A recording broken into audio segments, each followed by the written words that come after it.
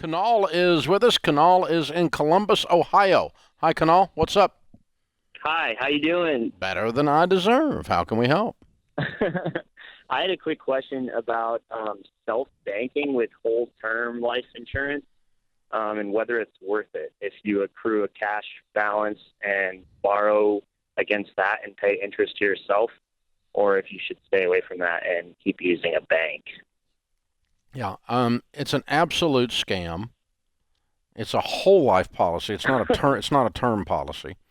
It's a whole life insurance policy. Basically, whole life insurance is where you pay 20 times more for the same amount of insurance, and so the extra $95 out of the $100 goes into a savings account, and that you earn very little on after you finally start to build it up. And then one of the ways they're pitching it now is the self-banking concept where you use your own money, which, by the way, when you have a checking account, you are using your own money. I don't know why they think that's magical. Okay, perfect. I guess I won't use it then. No, I wouldn't use it. I would stay completely away from the company that is offering it and any other offerings that they have, because it is a really, really bad product. And it is a scummy way to sell whole life insurance, which is a scummy product to start with. But no one sells that stuff anymore except people, no one believes in it or talks about it positively except people that are in that business. And this whole thing of you can borrow your own money. Why would I want to borrow my own money? It doesn't even make any sense, Dave. But this is the power of marketing.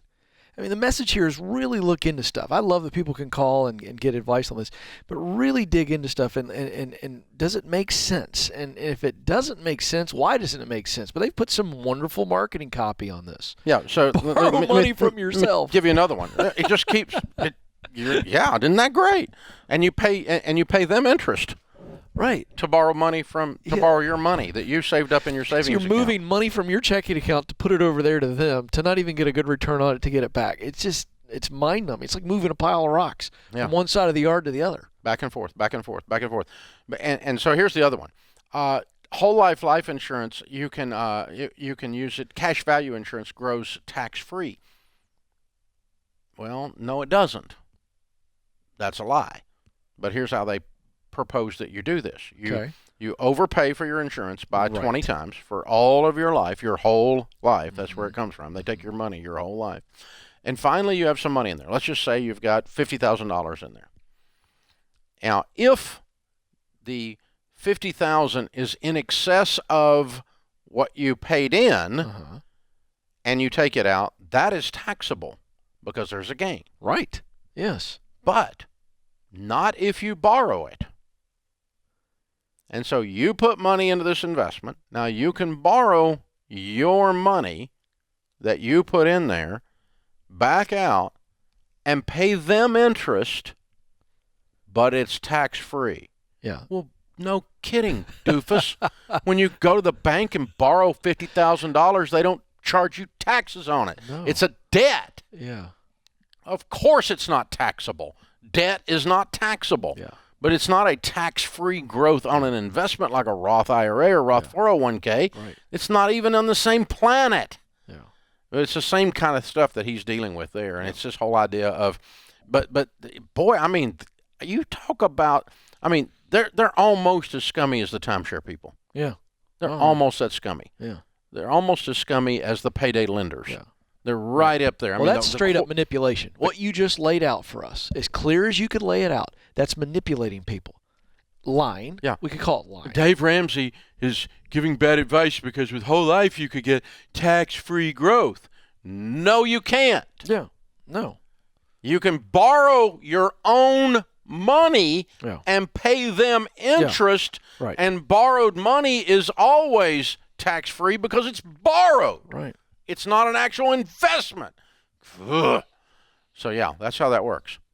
But I'm the crook, and I'm the one that doesn't know what he's talking about, according to that industry. Now, if you want some people pissed off at you, that's a good group of people to have pissed off at you. The timeshare people are pissed off at me. Yeah. The car fleecing people are pissed off at me. The payday lenders hate my guts. And the whole life people, my God, you would think I was. Have you taken on the rent-to-own furniture people yet? They just don't do much anymore. Right, okay. I'm just trying to think of anybody else We should just go ahead and get a full list of the scumburger people you products. don't get Christmas cards from. Yeah. Well, I mean, rent to own is actually, they are taking on in a couple of our books and a couple of our courses over the years. Yeah. But I don't really hear from them much. Yeah, it's not a popular model. Yeah. The nothing down, same as cash. Furniture people, they're not happy with me. Best No. Buy screwing people with that stuff for decades. Yeah. It ain't the Best Buy people. Yeah. It's not hard to figure out. Yeah. The product protection plan people, they don't like you either. Yeah. Yeah. All the extras. Why is it that everybody makes you the bad guy because you're trying to save people money? Well, I'm just trying to save people. That's the point. Yeah. You're hurting the big corporate scams, and so that's why they come at you. Like everybody didn't already know payday lenders were a screw job.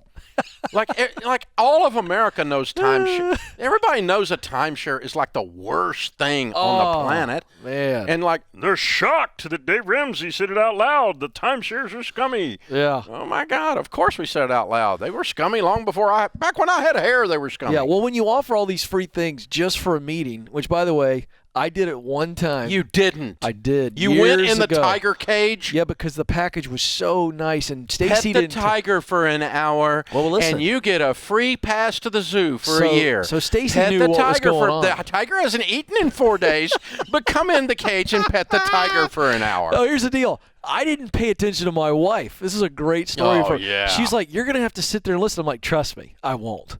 I'm the guy that goes, there's no chance. Well, I went in just Mr. Stonewall, not going to do it. Yeah, like you're the only one's ever done this. I know. And then sat there and just got worn out. Okay. I tried to be rude. I tried to get kicked out. I'll give the guy credit. He made me sit there for 90 minutes. But I'll tell you what, I got all the stuff too. So but that was it. It was the last time I was ever going to do that. It is not worth it. It was our first year of marriage. Buy your own hotel room. Yes.